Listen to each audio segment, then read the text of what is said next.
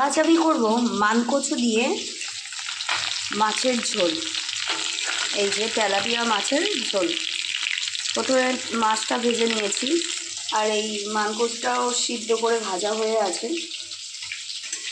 এখন মাছের ঝোলটা করব। প্রথমে তেল, এই মাছ ভাজা তেল আছে, এই তেলের মধ্যে গোটা জিরে ফোড়ন দেব।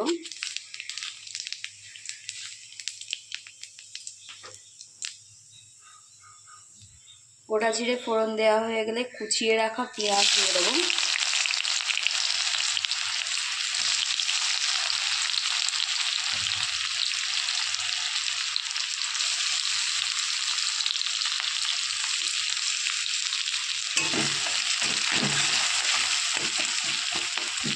পেঁয়াজটা মিডিয়াম ভাজা করব, বেশি ভাজবো না।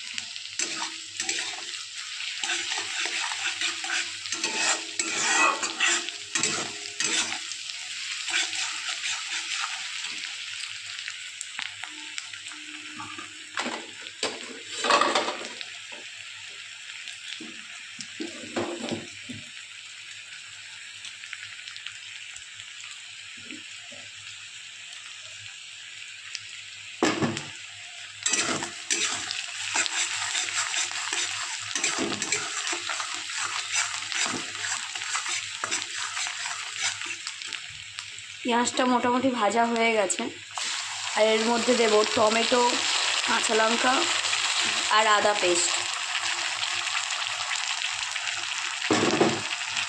দিয়ে এটা নাড়াচাড়া করব।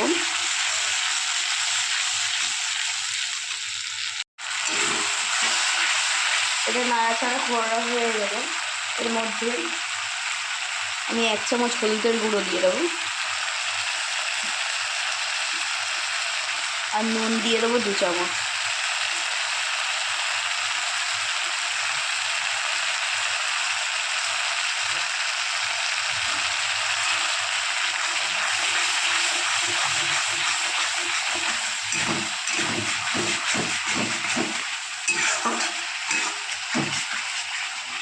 একটু নাড়াচাড়া করে এর মধ্যে দিয়ে দেবো জিরা গুঁড়ো।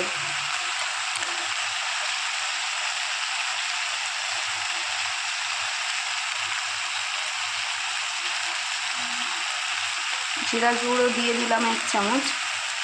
এটাকে এবার ভালো করে কষাবো।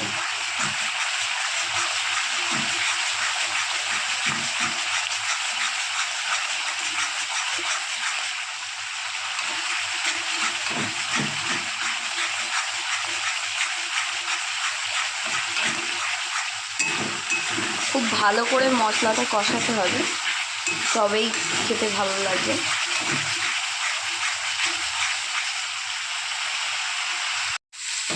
আমার মশলাটা ভালো করেই কষানো হয়ে গেছে, এখন দিয়ে দেবো জল।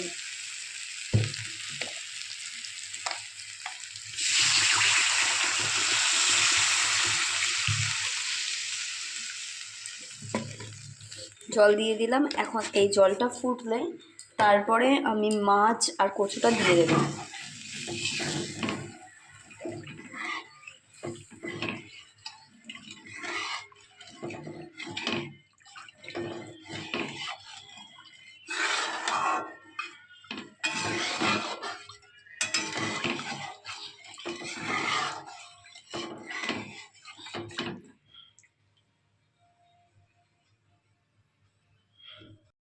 জলটা ফুটে গেছে, এখন মাছ আর কচুটা দিয়ে দেবো।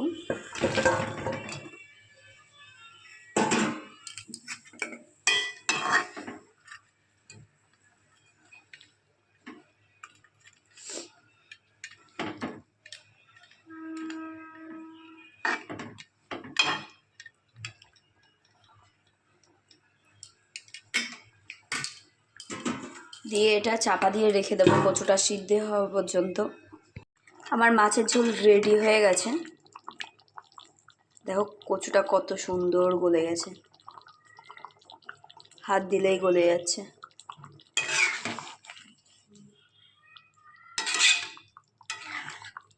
এর মধ্যে এখন গরম মশলা দিয়ে নামিয়ে নেব। মানকচু দিয়ে তেলাপিয়া মাছ কেমন লাগলো কমেন্টে জানিও। মাছের ঝোলটা ভালো লাগলে অবশ্যই কমেন্ট করো, তাহলে পার্সেল দিয়ে আসতে পারবো আমি বাড়িতে।